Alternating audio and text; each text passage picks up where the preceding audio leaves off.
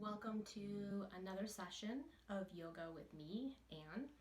Today we're going to focus on poses for beginners, and whether or not you're a beginner, you can benefit from this practice. So don't think that you can't do the sequence because you've done yoga for 20, 30 years, a year, whatever.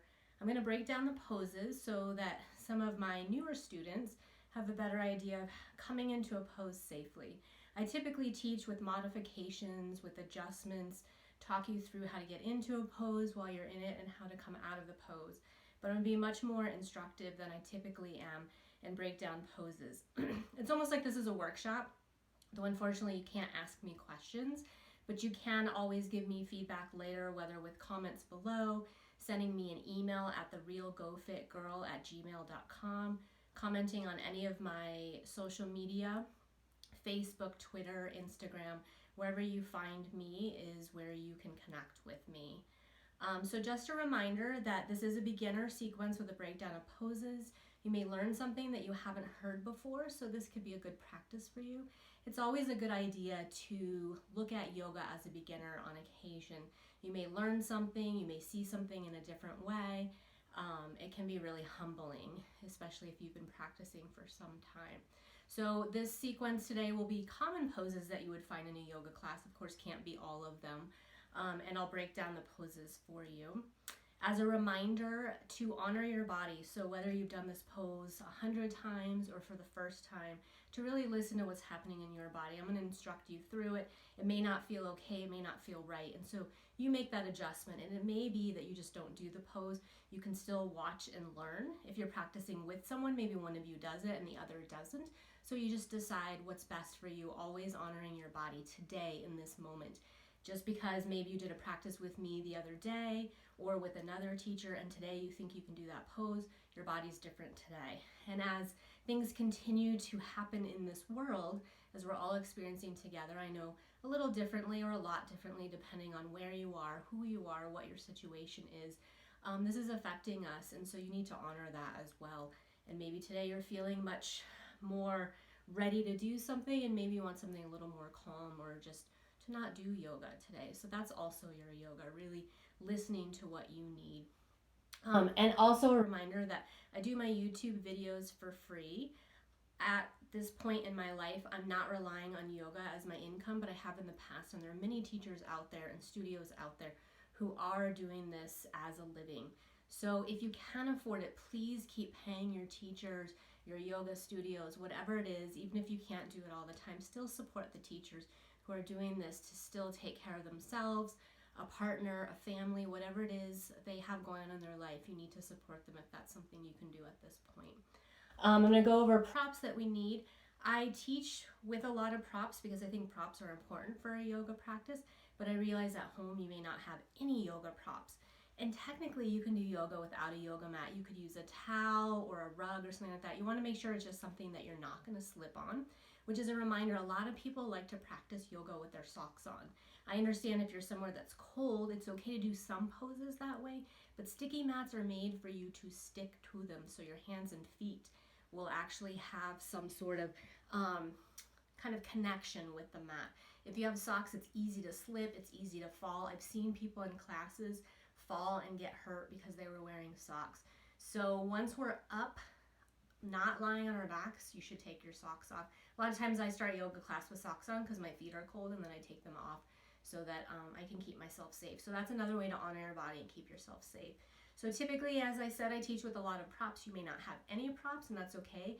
You can use things around your house. If you don't have those, I'll still talk you through things that you can do using your own body as props. If you do have props, I always like to have 2 yoga blocks. We'll probably really only use 1 today, but have 2 handy, you never know. If you have them, a yoga strap, if you have that, and 1 or 2 yoga blankets. And then if you happen to have a bolster, I know a lot of people don't have a bolster if they have the other things, we can make do with what we have. So if you don't have any yoga props, or maybe 1 or something, books can be a great thing to use for blocks. For the strap, you can use a tie, a necktie, or a belt from your robe. And then for blankets, towels are great. So this is a beach towel. A beach towel or a big bath towel would be really good. Have like 2 or 3 of those. You could have 2 of these and then a blanket for later in the practice. So something that you can cover up with. That could be a towel, or if you just have a regular blanket in your house, you can use that. So I'm going to move back, take my props with me. I'm going to be using the names of the regular props. If you're using your homemade props, totally fine. You know, when I say block, it really means your book. And I'll also use other things on our bodies that we can use if you just don't have anything accessible. We're going to come back and have a seat. I'm going to read a poem that I really like, and I think it's kind of appropriate for right now as well. It's really good just for life, but seems even better for this time that we're in. So I'm going to move back. As we move back, I'm going to have you stay seated just for a little bit as I read. So we want to sit well. So as you can see, my blankets are already folded. So even if you have a towel, it's probably kind of in this shape, and you want to fold it so that you have something to sit on, that you have a little ledge to sit on. Just make sure I have all my props ready. Last session I didn't, so I had to get them. So I want you to sit well. So really most of us benefit from sitting on something. If you happen to have a yoga block, you could sit on that. Most of us will sit on a towel or a blanket. And I'm sitting right at the edge of my blanket. So my pelvis is tilting slightly forward. That allows me to extend and sit tall and sit well. So I don't typically say that your back should be flat or straight, because our backs are not flat or straight, but you need to sit tall. We all have issues. I have a lot of back issues. I've had students with scoliosis. So I know that you can't sit tall. Your body is already kind of in this hunched position. So, or you can sit tall, you just can't necessarily sit straight or have a flat back. So you sit as tall as you can, what your body allows you to sit. You can close your eyes or soften your gaze. You also don't have to sit cross-legged. You can have your legs out long. That still might be really intense on your back. You can have your knees bent. You can have your hands on your knees. That actually really helps me to sit nice and tall. So sit well for you. Close your eyes or soften your gaze.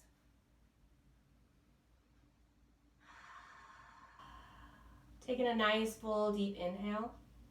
And as you exhale, let out a sigh. As you do that, you may notice your shoulders start to move away from your ears. Maybe you need to do it again.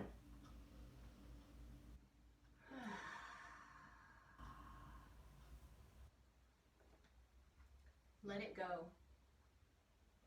Let go of the ways you thought life would unfold, the holding of plans or dreams or expectations. Let it all go. Save your strength to swim with the tide. The choice to fight what is here before you now will only result in struggle, fear, and desperate attempts to flee from the very energy you long for. Let go. Let it all go and flow with the grace that washes through your days, whether you receive it gently or with all your quills raised to defend against invaders. Take on this faith. The mind may never find the explanations that it seeks, but you will move forward nonetheless.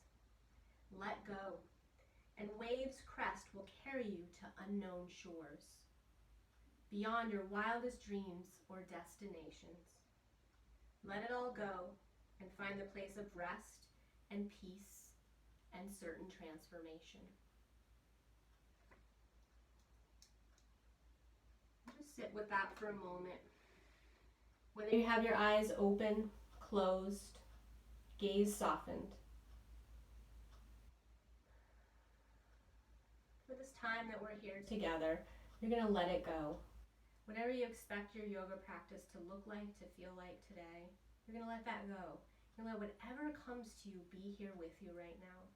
And if you decide to stay in one pose for longer than I ask you to, then that's where you need to be. If you know Shavasana, final relaxation pose, and prefer to be there, then you go there.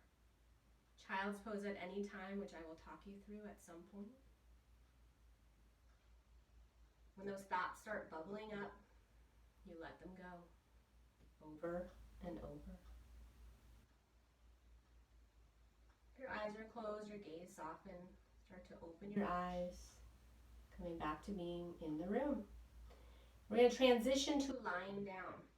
So most of us, myself included, we tend to be in this hunched position. So if I don't sit on a blanket, it's really easy for me to sit hunched forward, my chest is concave, my chin, my neck are sticking far forward.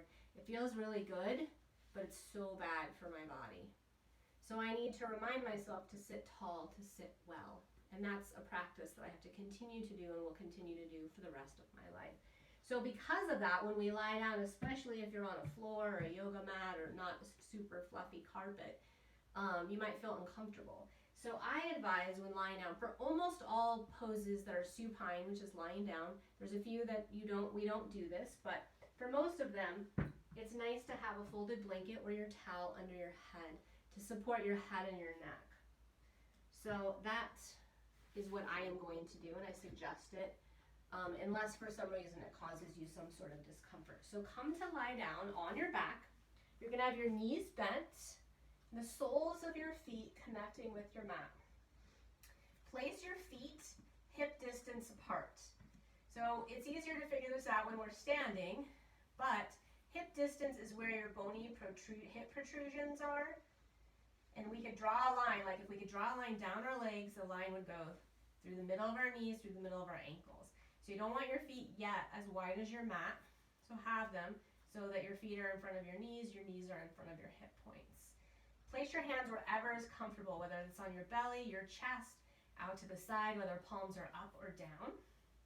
And just take a moment here. You can close your eyes, you can keep them open, you can soften your gaze. Come back to your breath. That might be the only thing that you do today. Come back to your breath.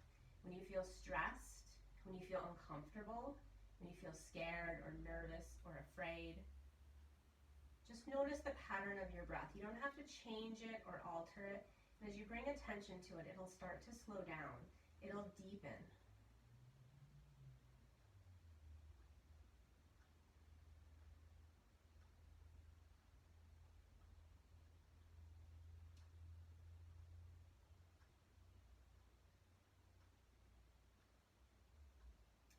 From here, you will step your feet as wide as your mat. And if you're using something else, you just go a little bit wider. We're going to start to windshield wiper. So I'm going to adjust myself a little bit because I have a wall and a closet door.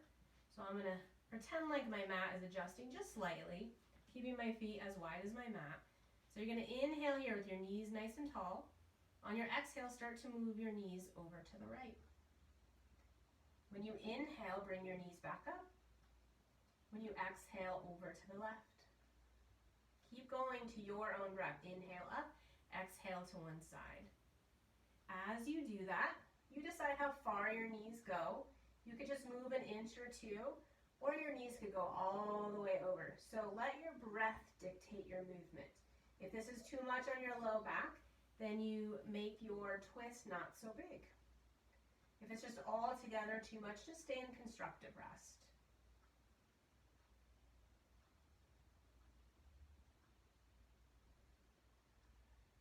Finish the round you're in and do one more.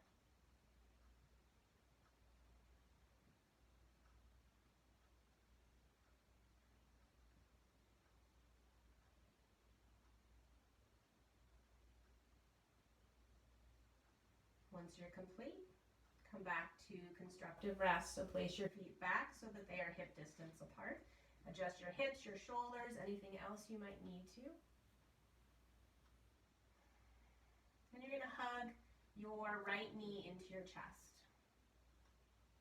And from here, you're going to take your strap or your necktie or your belt. And if you don't have any of those things, no big deal. So just hold on a moment, you'll keep your knee hugged in. If you have one of those things, you're going to take the strap and you're going to put it over the arch or the ball of your foot. You get to decide. If you don't have anything, put your hand behind your hamstrings at the back of your thigh and then extend your leg up long. So if you don't have anything, likely your knee's still going to be bent somewhat. If you have something to hold on to, make sure that your knee goes fairly straight. So if you're really tight, you might look like this, but then you could move your leg farther forward away from your face and straighten. Press through your heel like you're trying to press all four corners on your ceiling. If that causes any strain or pain, like sciatica or something else, then press more through the ball of your foot. But check in with your body. Make sure you're not gripping onto your strap or your necktie. You could stay right here, or you have the option to extend your other leg out long on the mat. It will intensify the stretch, so check in. If you extend, that leg has to be just as active as the leg that's up in the strap. So don't just let it flop. Press through that heel, extending nice and long through both legs. That one might also need to be pressed through the ball of your foot more than your heel. This is Supta Padangusthasana, reclined hand to big toe pose. One of my favorite poses, extending nice and long through these muscles in our legs that get really tight, short from sitting. Our psoas, which is a deep-seated hip flexor muscle, that definitely responds to flight or fright, which we've all, flight or fight, that we've all been dealing with lately. If it's too much, you can come out early. Always remember that. Doesn't matter what the pose is. If you need to come out early or adjust, maybe you need to move that leg farther away, then you do so. Bend your knees slightly to remove your strap. Hug your knee in for a moment. And then extend both legs out long. So if you kept one knee bent, extend out long and have your legs relaxed here. Arms wherever is comfortable. Notice your right side compared to your left side, or whatever side you had up in the strap. Notice the difference between those two sides. The side that was up in the strap, does that leg feel longer? Does that hip feel lower? Does that shoulder feel more relaxed? The answer might be no. Bend your knees again, bring your feet back to your mat. Hug your other knee into your chest. Take your strap or your hand behind your thigh and extend your leg up long. This side's going to be different. It might be tighter, might be just as tight. Again, adjust if you need to move your leg a little away from you. Press through the ball or the heel of your foot, depending on what's going on this side. Decide if your other leg is going to stay knee bent or extend out long as well. Adjusting there as well. Once that other leg is extended, if you chose to extend it. Something we forget to do a lot is breathe. In yoga, in life. So this pose may feel really great on your body. It may be really intense. So it's okay to feel discomfort, but not pain. So being uncomfortable in yoga, depending on the pose, is typically okay as long as your breath keeps continually flowing. That you can breathe, that you're not gripping on. So your breath is your greatest tool. We have it with us always. We don't utilize it enough. And it lets us know if we've gone too far. Just like in life, life is uncomfortable. So we can find ways with our yoga practice to help us with life. It's pretty amazing.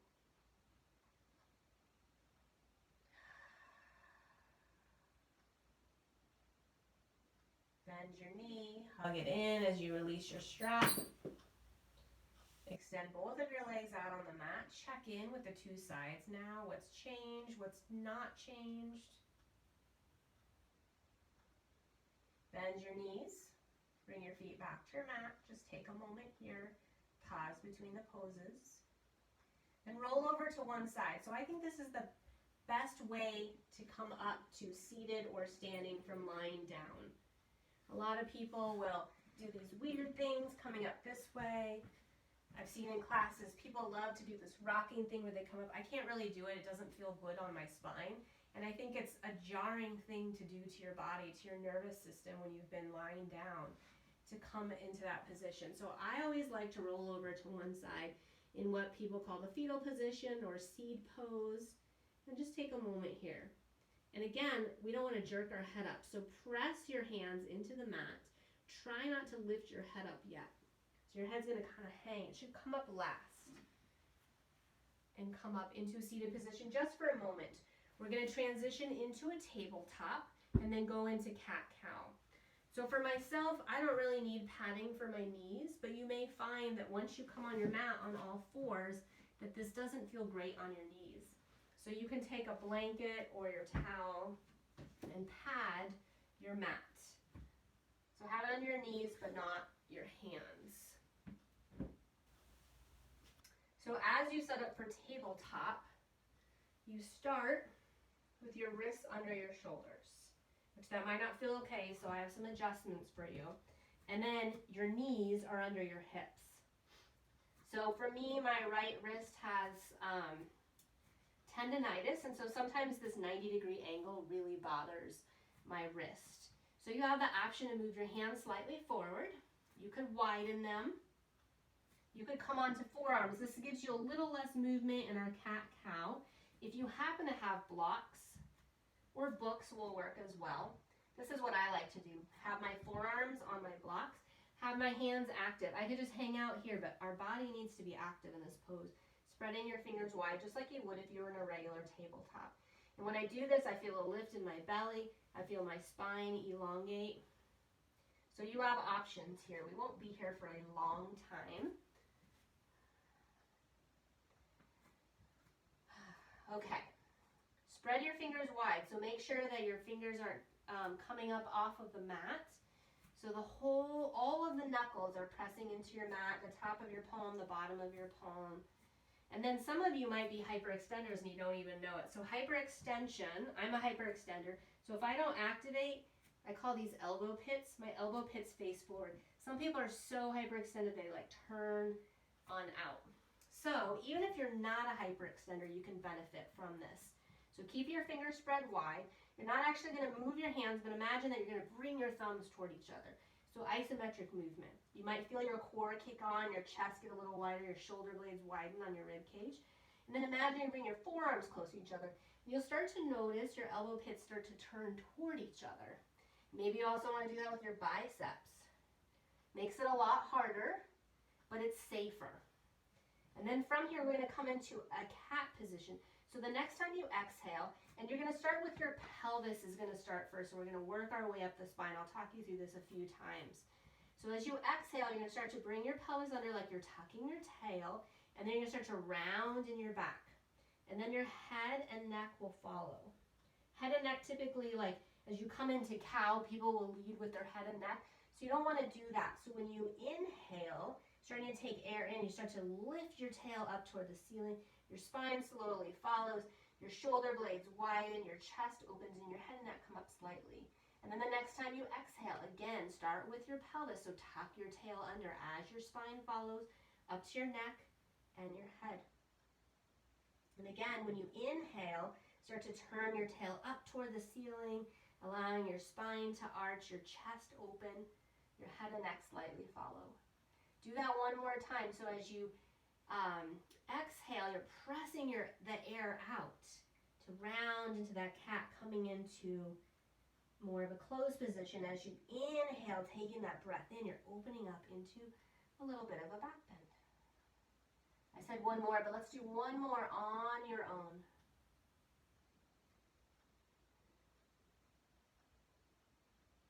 Whenever you're complete, don't feel hurried or rushed. We'll come back to a tabletop. And then from here, we're going to come into a child's pose, Balasana. So most people, this is a really awesome pose, but it may not be. So I have other options for you. Typically for child's pose, you bring your knees wide. You decide how wide. I actually like to keep my knees pretty close, but you may want your knees wide. And your big toes come toward each other. If they touch, great. If they don't, great. And then you sit back on your heels. So this part might not be awesome for your ankles, for your sit bones, for your hips. So you could pad under your ankles if you need. Sometimes people put padding between their sit bones and their heels, and that might just not be enough. And then you take your torso and you drape it over your thighs. And you bring your forehead down to your mat. So for some people, their heads just won't reach the mat. You could stack your palms. You could stack fists.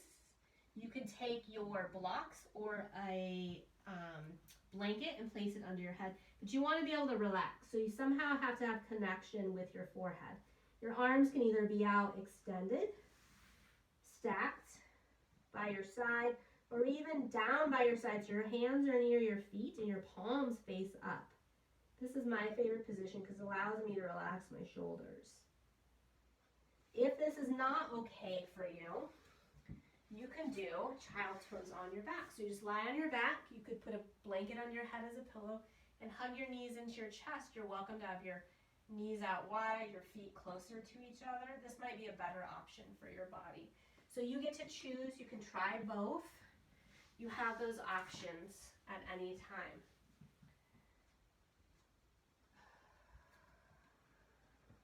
So take a breath or two more in your variation of child's pose.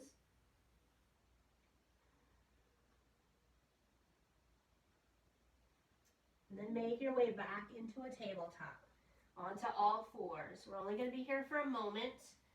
So if it's okay to start with your hands, with your wrists under your shoulders, you'll start there. So I'm going to talk you through a downward facing dog. I'm going to talk you through a typical dog, and then I'll give you all of the variations. And know that one variation is always just to not do the pose. You could always come back to child's pose. That's a great option for any pose, or lying on your back with your knees hugged in. So here's one way to set up downward facing dog. Start with your hands, with your wrists right under your shoulders, and then step your hands one handprint forward of where they just were. Spread your fingers wide, pressing through your knuckles, your palms, your thumbs, your pinkies, and then curl your toes under. And then from here, you're going to start to lift your knees up off the mat. So downward facing dog looks like an inverted V. So you're going to start to lift your knees up and press your hips back toward the wall or whatever is behind you. So a lot of times I see downward facing dogs that look like this. The back is rounded, the legs are super straight, the head and neck are not in a good position. So you might be tight and you're like, well, this is how my body does it. So just watch. I'm not going to change anything but how I bend my knees. And then I'm able to shift my hips back. And my head will go in the right place. So your ears should be between your upper arms, your spine long, your sit bones lifting up toward the ceiling, your thighs moving toward whatever's behind you. This can be an intense pose. You may not want to hold it for very long. If you want to try another variation, bring your knees down. Bring them down anyway, just to take a break. So if you don't want to do regular downward facing dog, you could stay right here on the mat in tabletop, or that tabletop with your hands slightly forward. You could come into a variation of child's pose. You would come into what's called puppy pose. So puppy pose is a pose between child's pose and downward facing dog. So you'd walk your hands forward like you do to prep for dog, and shift your hips back and check in. How does this feel? You want to keep your spine long, so don't arch and stick your butt up. You want to keep your spine long. This feels okay, so then I'll walk my hands a little more forward and shift my hips back a little. For my shoulders, I can't go very deep into this pose, but you find the right spot for you if this is what you want to do. So you're nice and active here, but there's not as much strain on your wrists or your shoulders. There's also the option for wall dog. If you have a wall available, you can come to your wall, place your hands so that they're shoulder distance apart, and then you step your feet back. I have props in the way, so be careful if you have props in the way so you don't get hurt. And you move your hips back so your hips are right over your heels. You press, so you're really lengthening in your spine, your arms are active, but there's not pressure on your shoulders or wrists or even your legs. So that's an option as well. So I'm going to come back into my downward facing dog. Stepping my hands forward, curling my toes under, lift my knees up, and shift my hips back. I also want to make sure that I don't press into my shoulders. So I used to do downward facing dog like this. I'm going to show you. I press through my shoulders. Eee. So not awesome. Doesn't matter whether your heels touch the mat or not, but you want to press your heels down toward the mat. So I have that action of keeping my knees slightly bent. That's going to allow me to shift my hips farther back, not my shoulders, but my hips, and keep my spine long. This can be intense, so anytime you need to come down onto your knees, you do. Come on down. And from here, I'm going to set up a plank pose. So plank can be done on your knees. Oh, I forgot to show one variation of downward dog that can work on your forearms, because it can also be done for plank. So if you do on your forearms for downward dog, it's also called dolphin.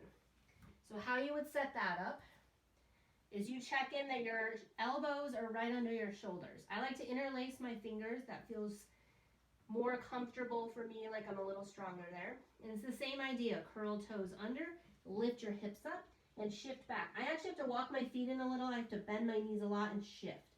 This is no intensity in the wrists, but a lot in the shoulders. Make sure that your head is not touching the mat. It's basically in the same spot if you're doing downward dog. I can't hold it anywhere as long as my dog, but that's an option as well. Okay, setting up for plank.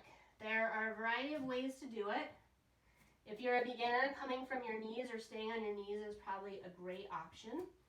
I'll show you from dog to plank.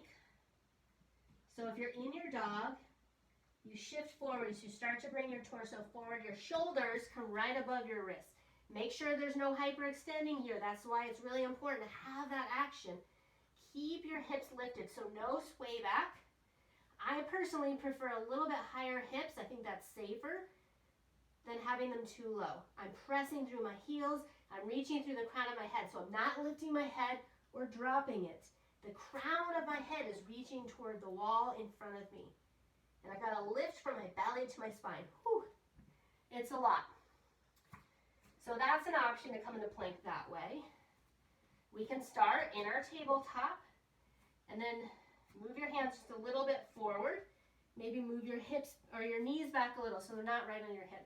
So you can see that I can still have a lift in my belly, my chest is open, my hands and arms are active.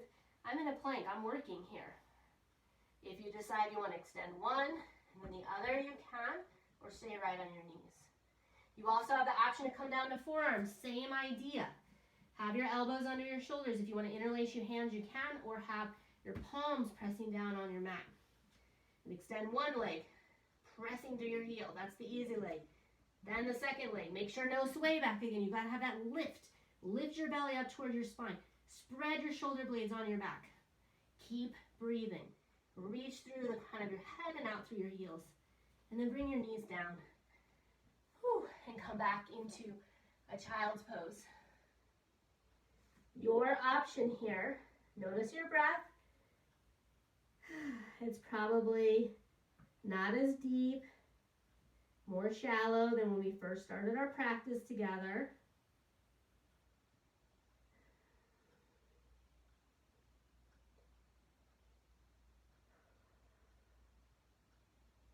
Bring your hands by your knees, press yourself up. You're going to come all the way down onto your belly.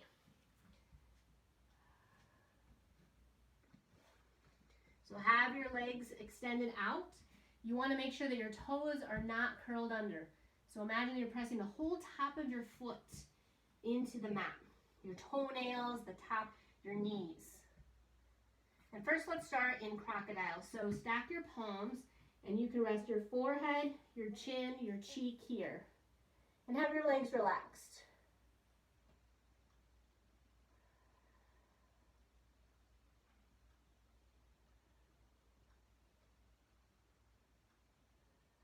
And then move your hands so that they're right under your shoulders. If your hands are right under your shoulders, your elbows will be off the mat and your arms will look like cricket legs. Now press the tops of your toenails, the tops of your feet, and your knees into the mat. I know that's hard, just do your best. And either your chin or your forehead is on the mat. Mine's off a little just so I can talk. Imagine you're going to bring your elbows toward each other. Lift your belly button up toward your spine. Bring your shoulders about an inch towards your ears and then up toward the ceiling. That's going to bring your shoulder blades down onto your rib cage. Your neck is going to stay exactly as it is, and you're going to start to press in your hands to help lift your chest up off the mat. So don't stick your chin forward. Hear how my voice has changed? You want to keep your neck long. So again, that same idea of reaching through the crown of your head. You could be like an inch off of the mat. You don't have to come very high to come into this cobra, this heart opener. So the goal is to open the heart. If you stick your chin forward, it makes it a lot harder, and actually I can feel that in my low back. Come on down on your next exhale. Rest in that crocodile.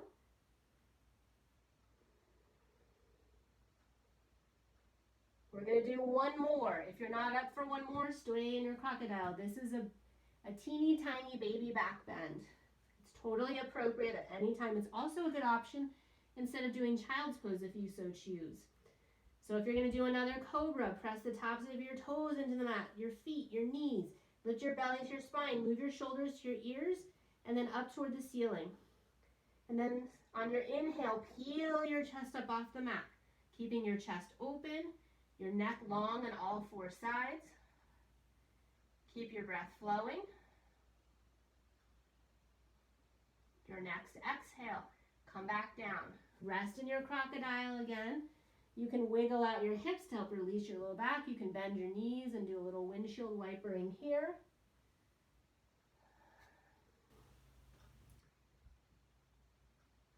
And bring your hands back to your mat just for a moment. Come into your child's pose. This time extend your arms out long in your child's pose. If that's not okay, then adjust them. We're just going to be here for a moment. This is another way to set up downward facing dog from a child's pose. So extend your arms out long and have your arms active. So you're pressing your hands into your mat and lift yourself up. Don't move your hands. You can adjust your knees if they're too close or too far, so you're in a tabletop. Curl your toes under, lift your knees up, and come into your downward facing dog. We didn't do this before, but you also have the option to pedal your feet, take your dog for a walk. So bend one knee while you press the other heel down toward the mat. And then switch. Bend the other leg, straighten the other leg. So do this to your breath. As you inhale, come on up. As you exhale, press your heel down. Inhale, evening out your legs. Exhale, press a heel down. One more time each side. Inhale, straighten. Exhale, press. Inhale, straighten. Exhale, press. Come back to your regular dog. And we're going to come into a forward fold. So start to walk your feet a little forward. You may need to keep doing that or start to walk your hands back. You can walk your feet forward, your hands back, or a combo of the two. So most people in forward fold, it's really hard to reach the mat. If you have your blocks readily available, you have them. I'm going to move mine just so you can see how that gives you some availability, because you don't want to round to get there. So it's better to have your legs as straight as you can. Little bend is okay. Long spine. So I like this as a forward fold than this. My hands aren't connecting. I'm doing terrible things for my body here. So we want length in the spine, whether you're forward folding or back bending. So if you don't have blocks, have your hands on your thighs or your hips. And then you're going to imagine from your belly button, your long line of energy through the crown of your head. And you're going to unhinge from your hips. So see, that's the other part of it, hinging at the hips and not rounding in your back of your waist. So from here, we're going to inhale, lifting on up to standing. I'm going to move my blocks out of the way. Coming into Tadasana, mountain pose. So start with your feet about hip distance apart. I mentioned that earlier. So feel around for the bony protrusions in your hips.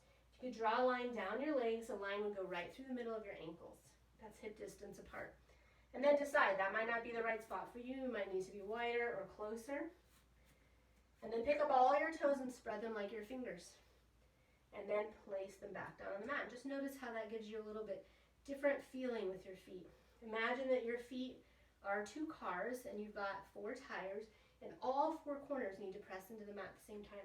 So let's start with the big toe side. So you're not actually going to move your toes or your feet. You're just going to press more onto the big toe side.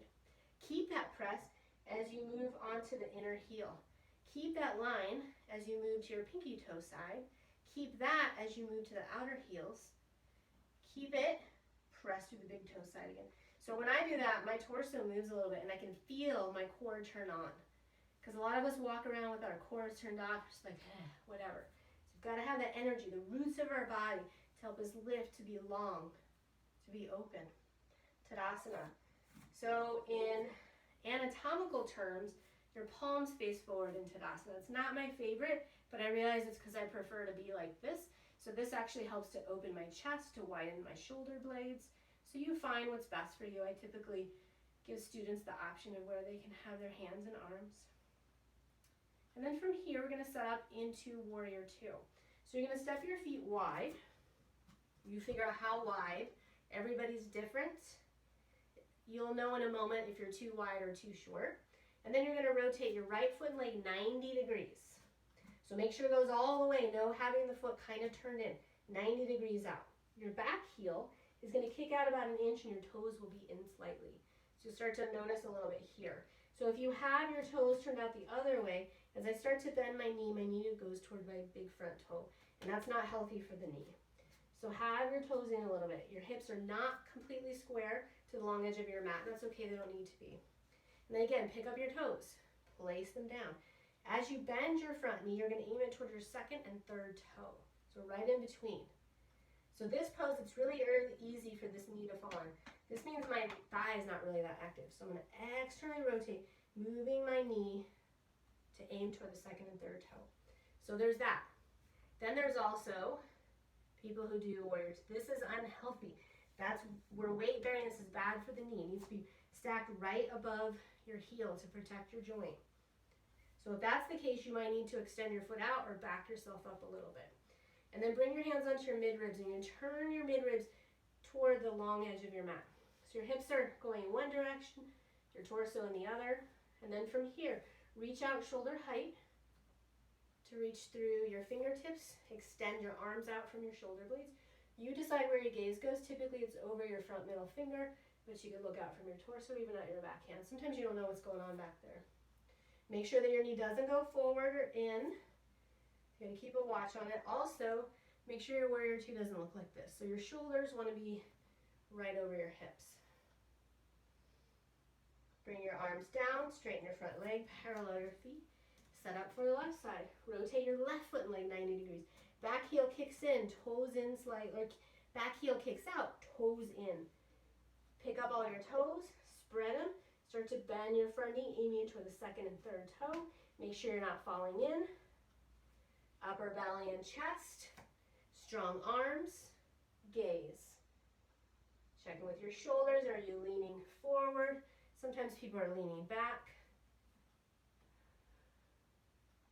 Notice your breath. So I mentioned in my video last week, I had a cold and then a cough for like 2 months, and I'm finally almost over the cough.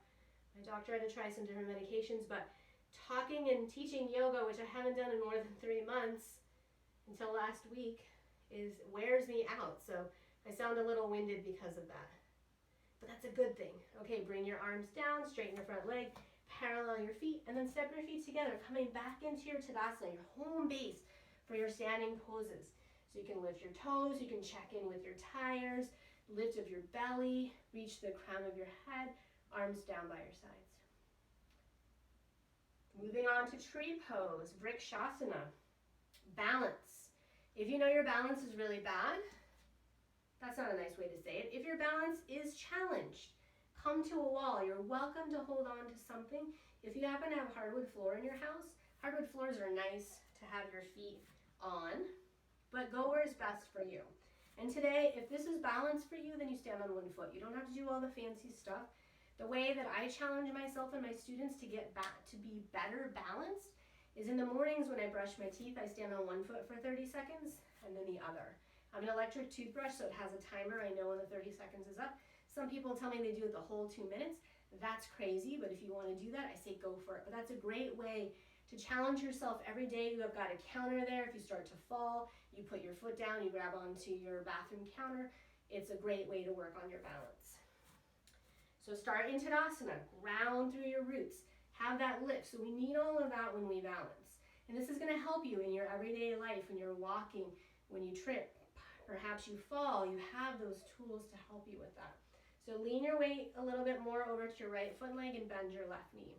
And then you're going to keep your foot on the mat and you're going to turn your toes out. So here we are with some external rotation like we were doing in Warrior Two. And then bring your foot so that your heel is touching your shin. You want to keep your hips square forward. Maybe you bring your foot onto your shin, not on your knee, or to the inside of your thigh. Just because you're here, but if you're all wonky like this, it's not good. You want to keep your hips square forward. So find the best spot for you. You don't have to do anything fancy. And remember, you could just keep your toe on the mat or work on lifting your knee up. So press through your standing foot, create that lift, that reach through the crown of your head, and then your hands can stay at your hips, out to the side. In Namaste, you could reach your arms up, whatever works for you. Find a spot to lock your gaze, your drishti, that'll help with your balance. Keep your breath flowing. We tend to hold our breath when we balance, and that makes it more challenging, and we need to keep breathing.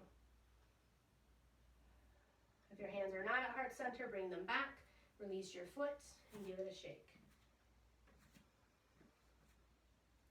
Spread your toes again, establish that connection with all four corners, with the roots of your body. Create the lift, lean your weight just a tiny bit. So you don't want to like stick your hip out. You want to bring it all together to create the lift. Turn the toes out of your right foot, and then decide where your foot's going to go on this side, not on the knee, anywhere on the inside of the leg, but the knee. One side you may find is way more challenging than the other. Decide where your hands and arms go on this side. Keep the lift, keep your breath flowing, lock your gaze.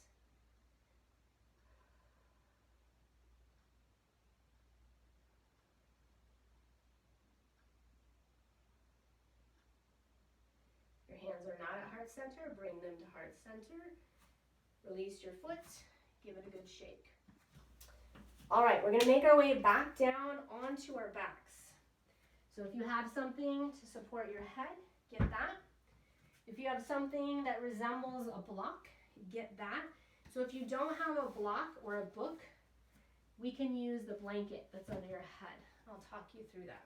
So come to lie down again, have a seat, and then lie down in constructive rest. That's where your knees are bent. The soles of your feet are connecting with your mat. Your feet are hip distance apart. Just take a moment here. Have your hands and arms wherever's comfortable for you. I like to have my hands on my belly because it reminds me about my breath. I can feel the pattern. I can feel as it starts to slow down.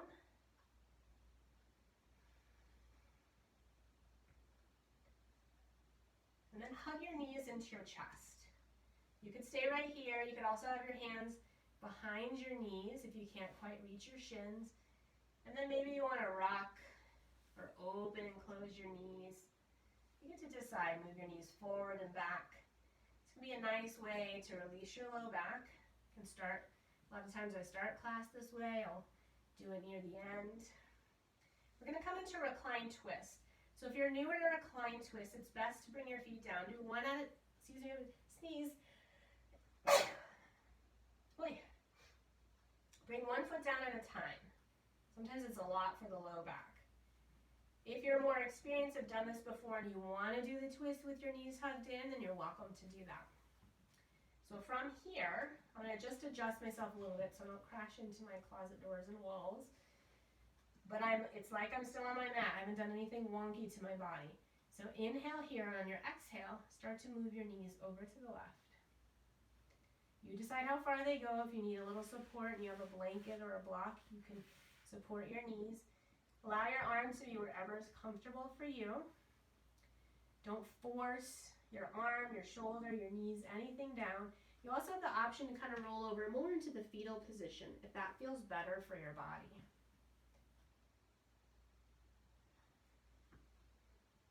The next time you inhale, bring your knees back up. Adjust here. Make sure you fully exhale. So if you're hugging in, make your adjustment. And then you're going to inhale, and on your exhale, move your knees over to the right. Supporting, adjusting, not forcing anything down, especially your opposite shoulder. So if you've moved your knees over to the right, you're not pressing your left knee or forcing it. It might come up. For me, as a yoga teacher and as a yoga practitioner, I'm okay with that. You may hear other teachers say your shoulder has to be down. And I say if it's up, some students really like that stretch. As long as it's not causing you pain, then I think it's okay. You could have support, you could adjust. There's so many places you can place your hand and arm. Next time you inhale, bring your knees back up.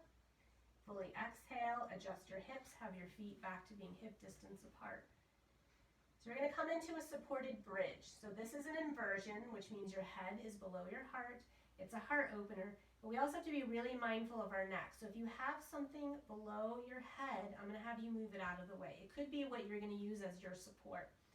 If you must have something under your head because your head is sensitive or it hurts, you have to have a thin amount of blanket under your head. So I'll do it with a thin amount because I have a block, so I can use that. And then I have another blanket, so I can show you what it looks like with another blanket as well. So just make sure, the idea is that when we come up, our neck is going to start to press down, so we want to keep the natural curve of our neck. So I'll show it to you with a block. You could do it with a book or a blanket. So I start a constructive rest with my knees bent, feet on my mat. You're going to press your feet into the mat to lift your hips up just enough so you can slide whatever your support is under your sacrum and your tailbone. So don't have it under your low back. Have it a little lower, like basically where a belt would go. So it's almost like right under your, a little bit below your belly button. It's one of my favorite poses, supported bridge. I'm going to deal with the blanket. So I'm going to lift up, I'm going to slide my support. One vertebrae comes down at a time. It's a little clunkier with the blanket. Same idea though, press my feet into the mat, lift up, slide the blanket under. This time the blanket can be a little bit under my low back. And then I set my hips back down. So whatever you choose or whatever you have, that's what you use. Normally I like it with a block if I have that. So I'm going to come back to that. This is also restorative pose. It's a little bit more relaxing. If you feel like your knees are kind of wobbly, you can step your feet as wide as your mat and allow your knees to come in toward each other, and they support each other. You can close your eyes, soften your gaze.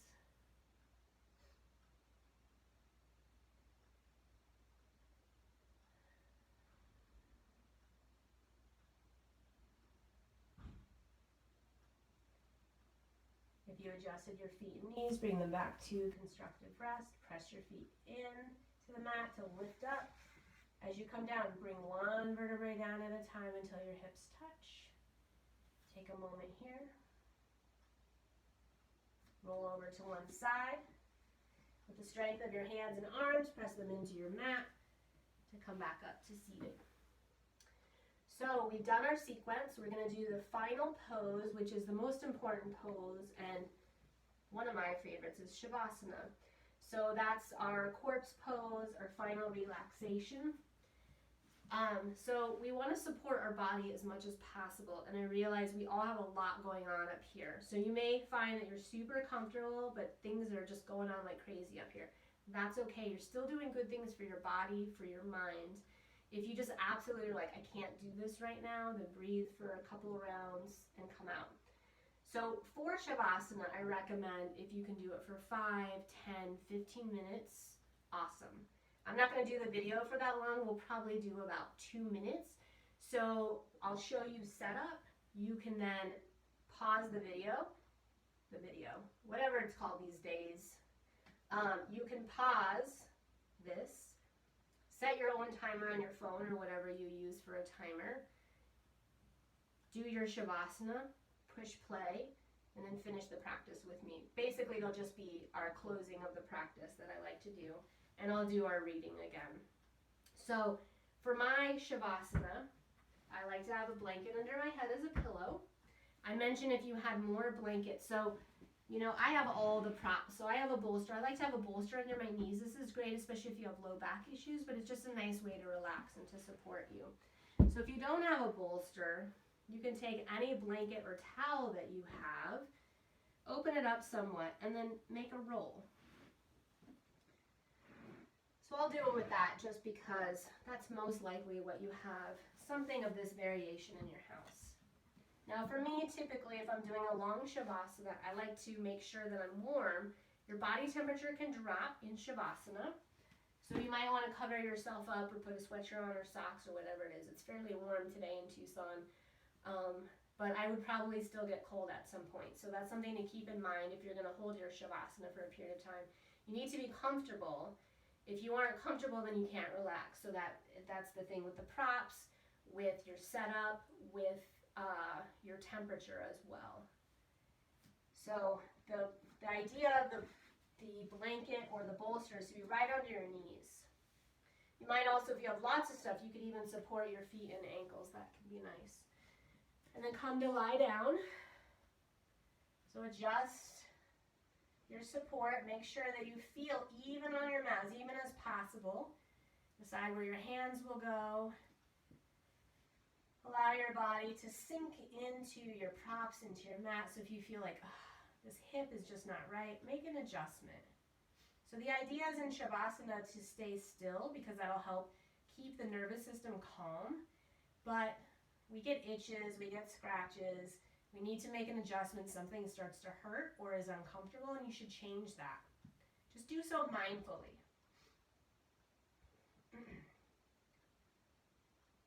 Close your eyes or soften your gaze. And just for these next few rounds of breath, bring attention to your breath. In Shavasana, we typically don't do anything, which is very difficult for us. But here, bring attention to your inhale and your exhale.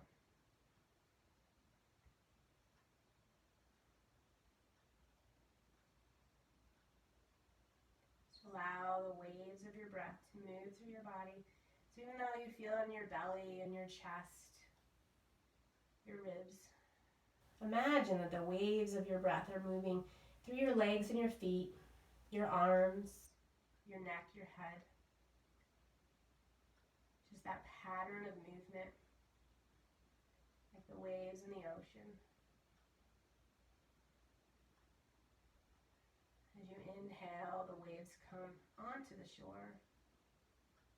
And as you exhale, they retreat back into the ocean. If you want to hold a longer Shavasana, this would be a good time to pause. If you want to stay here, we'll fall into silence. And I'll talk you through when it's time to get up.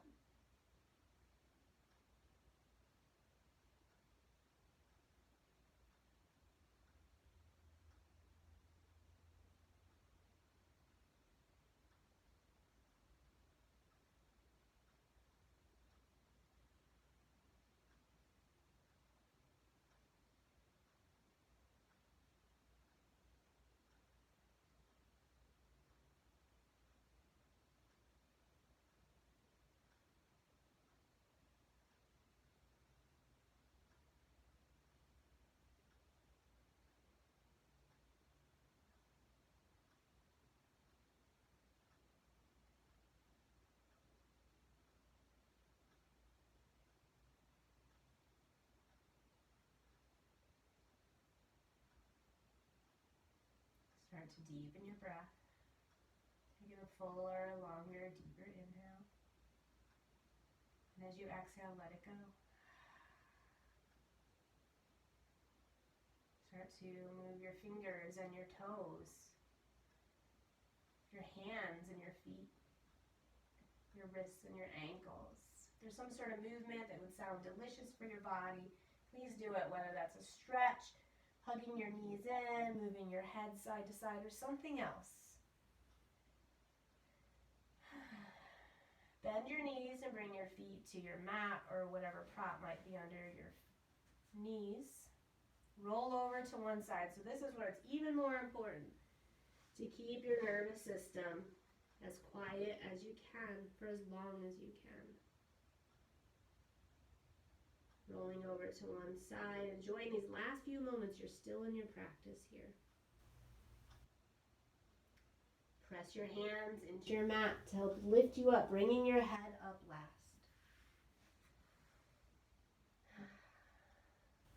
Find a moment to sit well, whether sitting on your blanket or something else. So we typically cross our legs the same way every time. You might not know which side that is, but it's most likely the side you went to. So switch across the other way, and it's going to feel weird, and then you know that's not your typical side. So it's okay. I don't teach a whole lot of seated poses these days, or probably in the past couple of years, but I need to still sit well in whatever we're doing. So take a moment here, adjusting your seat. Make sure you're sitting on the edge of whatever you're sitting on.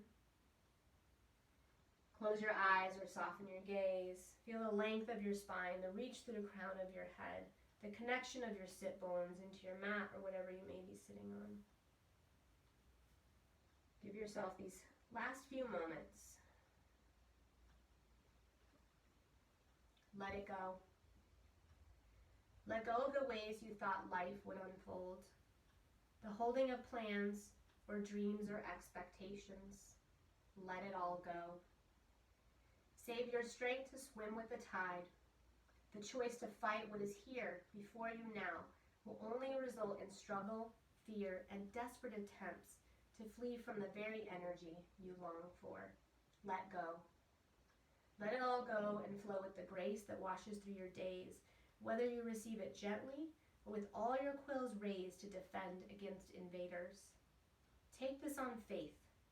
The mind may never find the explanations that it seeks, but you will move forward nonetheless. Let go, and the wave's crest will carry you to unknown shores, beyond your wildest dreams or destinations. Let it all go and find the place of rest and peace and certain transformation. If you haven't already, close your eyes or soften your gaze. Bring your hands together in Anjali Mudra at heart center, pressing your right hand into your left hand into your right.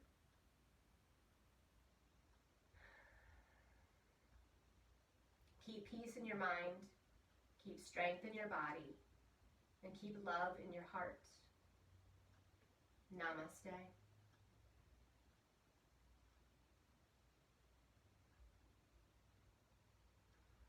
Thank you so much for practicing with me today. If you have any comments or questions, I think actually the comments are closed on my YouTube. I need to figure out why that is. So if you find that you can comment, feel free to comment there, but I will check on that. I forgot before I started the video because I noticed it on some of my other ones. But you can email me, therealgofitgirl@gmail.com. You can message me through my GoFitGirl on Facebook or Twitter. I'm on Instagram as The Real Go Fit Girl. I'm all over the place, so feel free to connect with me in whatever way you like. Thank you again for practicing with me. I'm going to try to record something once a week. I still have a regular job, so I don't have a lot of time and energy to do yoga videos, but I still feel like this is what I need to do right now to help me and to help others. And so I do love yoga. I've taken a break from teaching, but for now, I'm going to do this for you. So if there's something you'd like to see or a pose that you want to focus on, let me know. I need ideas. I'm happy to take ideas and experiment with them. Have a lovely day and keep breathing. Don't forget to breathe. And I see stuff online that's like, inhale 4, hold 4, exhale 4. For a lot of people, that's awesome. For some people, it's really hard to do, myself included. So just bring attention to your breath. That's all you have to do, and you'll start to notice it slow down. You might notice it do something else. So just keep that attention there. That's going to help you through so much and keep you present. Good luck to you. My love to everyone, and have a lovely day, and I'll see you soon. Thanks for being here.